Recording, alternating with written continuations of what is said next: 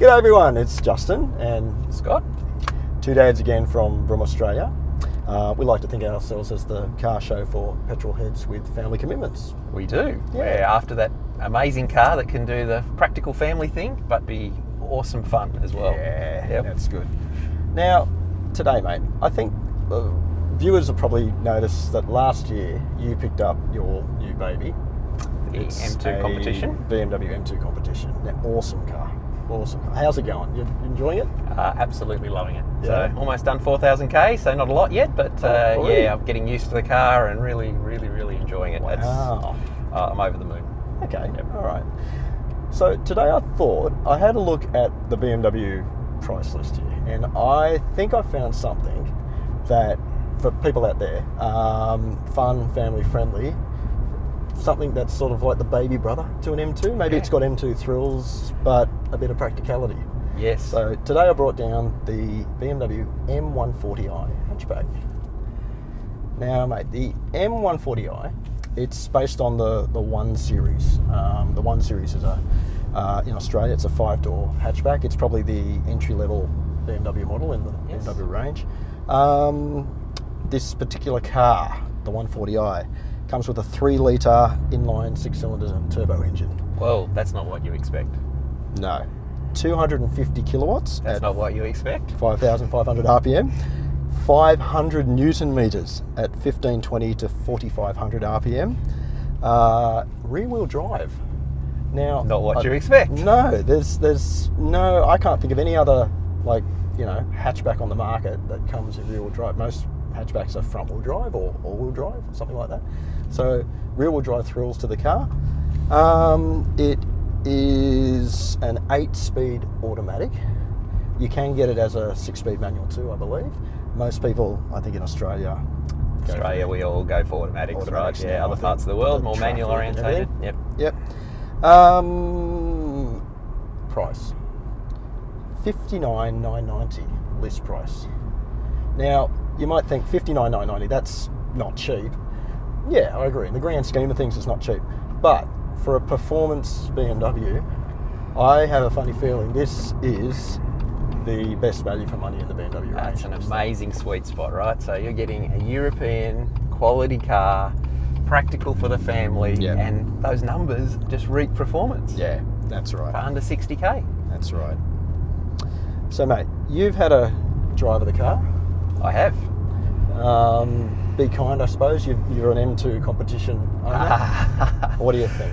Well, I'm jealous. It's got 5 doors. I only have 2 to start with, so Yeah, it's I think easier to your reach the daughter- seatbelt. It's Your daughter would love this car, wouldn't she she? would. She's not happy about having a 2-door car and having to jump in the back all the time.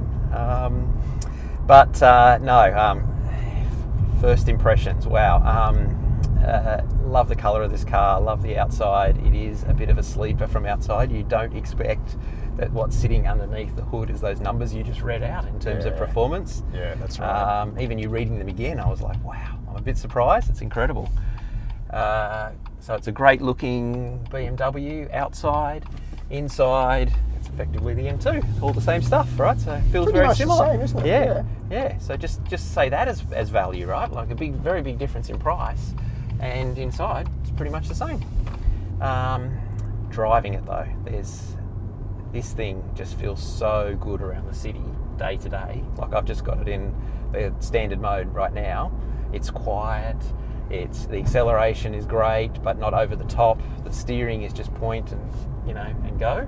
I think it does that luxury BMW thing very well, doesn't it? Yes, that's the impression that's what I I'm get. trying to say. Yes, Yeah, exactly. It feels like a luxury BMW. It doesn't feel like a high performance hot hatch. It's just got that lovely. That's right. Yeah. Then we put it in Sports Plus mode, which didn't take me long to find the button and put it in there because I love my sports mode. Yeah. Yep. And wow, this thing just wants to go and go. And it's a brand new car, right? So we're not pushing it too hard today. We're being very kind to it. But already I can feel how capable this thing is. I don't even know where the limits would end.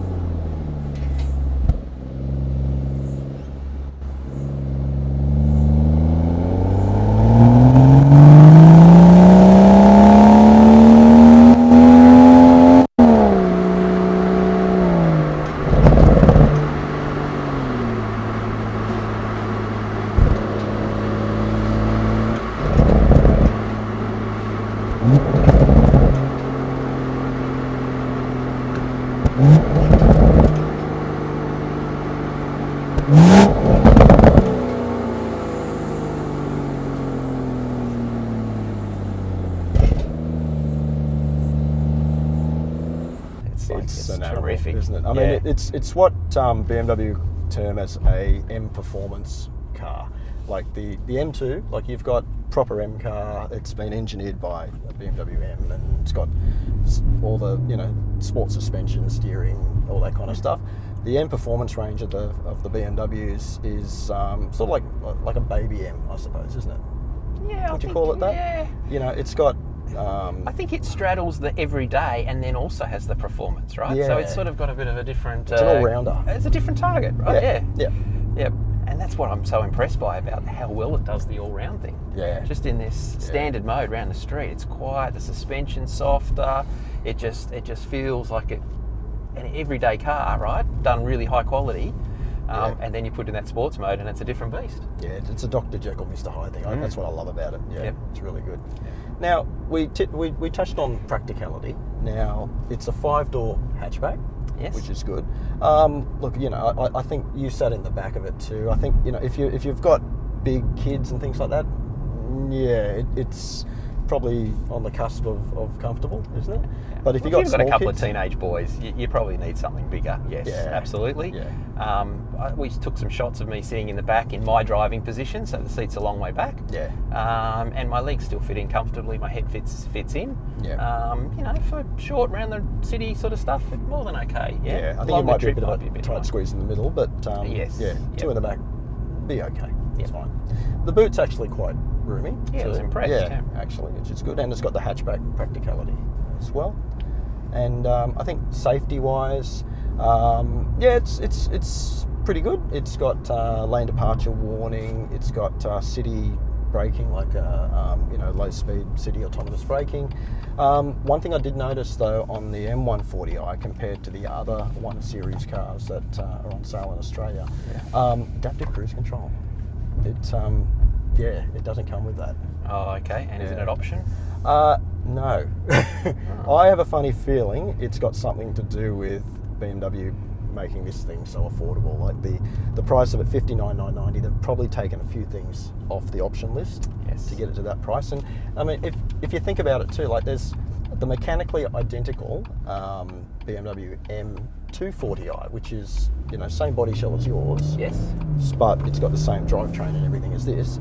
I think it's like a $15,000, $16,000, $17,000 difference between the two. Yep. That's why I think this is actually the best value for money. Oh, it's a very sharp price for what you get. Yeah, absolutely. I mean, you get the 18-inch wheels, which are staggered width, I think, front to rear as well. Michelin Pilot Sport tyres, quality tyres on it, so it sticks really well.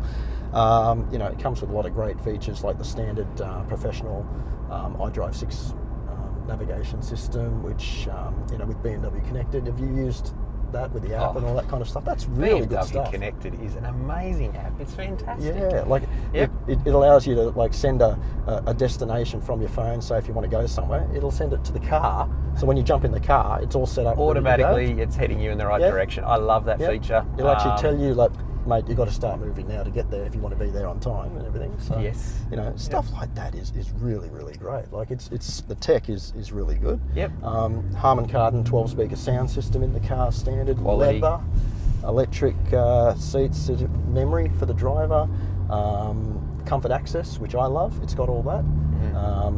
Front and rear parking sensors, cameras standard. Very, very well equipped, I think, for the price. Yes. Without doubt. Yeah. Also, I think optional on this car, it's got the wireless charging and Apple CarPlay as well. It's the only car I've noticed that we've tested that with Apple CarPlay, you don't have to plug in your phone to make it work. Ah, okay, yes. So it does it either Bluetooth or wirelessly or something like that. So that's a really good feature, I think. So you're not mucking around with cords and things. I mean, it's got extra USBs and things like that for the kids to plug in. Yep. But the whole idea of actually just putting your iPhone 8 or something into the console here and it's wirelessly charging and it's doing Apple CarPlay. That's pretty good. It's very good. Yeah, I like the idea of the induction charging being in the glove box or in the centerpiece here. Yeah. Because then it's out of mind to pick up and not touch and all that. big challenge we have with phones. Everyone wants to be on their phone and driving as well. Yeah. That puts it out of the way, out of sight, out of mind. Yep. It's great, and then you just use the CarPlay and the navigation stuff through the console. Yeah. So yeah, that's a big plus. I think the iDrive system is best on the market. Oh, yeah, it's easy I'm to very use. impressed by mine. Yep. Now, back up, I suppose, 3-year unlimited K warranty on the car. I reckon they could probably do a bit better than that. Yes, well, we've seen a bit of movement over that in the last couple of months in Australia, haven't we? Some of the everyone's big going to brands 5 at least, that haven't wilted up till now have now gone from 3 to 5. So I think the European guys need to come to the market soon and do the same thing. You can get the service inclusive packages for these things, and that's like 3-5 year free servicing on the car. My advice to you is that if you're actually interested in one of these, go and twist your salesman's arm and see if they can chuck it in. It's a really good feature. I mean, that's great peace of mind, right? Knowing the next 3 or 5 years, the servicing, the main stuff, you know, is all paid for. Yep. Yeah, that's right. So that's a really good thing to do. Now, X Factor. What are your thoughts on that? Oh, well, as I said earlier, I love the colour of this thing. I love it from the outside, so it's certainly something that I would look back at every time I leave it, and it is so surprising to drive. It does that luxury everyday thing and then the performance thing already so well. I'm just loving driving this thing. So lots of X Factor. All right, it's interesting you say that, because the styling of the 1 Series, I think, from people out there, it's one of those, I think, love it or hate it type ones. There's some people that actually love the look of the car. Yeah. Some people think it's a bit, bland compared to some of the other, newer cars that have come out, A class and things like that. Okay. Yeah. Well, I don't think so. I mean, you look at this one. You've got the beautiful blue caliper brakes. Yeah. The big brakes on. Yep. And the colour itself just stands out and everything. I think maybe it's got more than enough. Yeah. Don't get me wrong. I think it looks gorgeous in this colour. I'd look back at it. It's fine that way. But one thing about this car, it's starting to feel a little bit dated in some ways. Like the dash compared to like I mentioned the A class, the new Mercedes A class. It's got the the big dash that takes up half the dashboard with the display and everything like that. There's nothing wrong with this one. Yep. It's just that I think time's moving on, and that gets to my next point, I suppose. Love this car. It's got great features, rear wheel drive. It's a hatchback. It's practical, and it's something that it's going to go away. It's just the last. So I was going to say, if people want something like this, they've got to get in now. Don't they? That's right. Yeah. I would highly recommend, if you're an enthusiast driver and you want a bit of fun and you want a hatchback, you want rear wheel drive thrills and things like that, get it this year, because at the end of this year, I think this car is getting replaced by a new 1 Series that's going to be either all-wheel drive or front-wheel drive or 4-cylinder turbo. That 6-cylinder noise, the lovely beautiful noise it big makes. donk I saw under the bonnet when I opened it earlier. Yeah, like that thing looks incredible in this car. And that's a shame. That's such a shame. This is such a unique car that I highly recommend it. If you're thinking about it, do it. Do it before they actually stop making this car. I actually reckon this thing will appreciate in value, because like the world's going to hybrid, electric, everything like that. Something very old school, like a big rear wheel drive 6-cylinder turbo engine, it's going to disappear. So there's going to be more emission standards and things like that. So can I use that as a bit of a segue to talk around the petrol consumption on this car? You mentioned it to me when we were first just playing around with it. You noticed it being good. I've been having a bit of a look. This thing sits at about 1,000 revs most of the time. Yep. And hardly seems to be using any fuel. Well, I think the combined consumption figure for one of these is about 7.8 litres per 100 k's. And you're right, like the 8-speed auto is brilliant in this car. Like at 80 k an hour and that's doing 1,000 RPM. Like it's just off idle. It's just, So we're talking about a performance car that isn't just chewing through lots and lots of fuel. Yeah. So it again, there's this practical element to the whole thing. Yeah. So fuel consumption, tick, good. Yeah. So anyway, just want to put a big thank you out to our friends at North Shore BMW for loaning of the car, and I guess we're welcome back for 2019. Yep, we're ready and fired up for another year of reviews. Yep. And if anybody out there, if you're interested in us having a look at a car this year from fun and family friendly point of view from a couple of, dads, let us know. Sounds good. We'll see you later. Okay, bye everyone.